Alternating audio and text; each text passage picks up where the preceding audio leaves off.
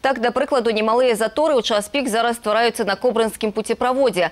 Одна полоса с центра города и одна у адваротным напрамку з микрорайона «Усход» не ў стане прапусціць усю колькасць транспортных сродкаў хутка. Сюды добавляется яшчэ і значная колькасць транзитнага транспорту. Для того, каб пазбегнуць перспектывы прастаяць у пробцы, Дзяржаўтаінспекцыя прапануе актыўней карыстацца альтэрнатыўнымі шляхамі. Госавтоинспекция обращается к автомобилистам. Заранее, пожалуйста, планируйте свой маршрут и максимально выбирайте альтернативные улицы. Мы предлагаем вам несколько маршрутов для объезда заторов.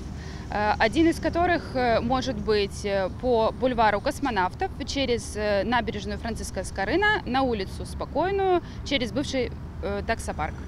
Еще один вариант возможен через улицу Пушкинскую и Сикорского. Также, пожалуйста, максимально используйте маршрут движения улиц Варшавское шоссе, Берестейский мост на улицу Зубачева.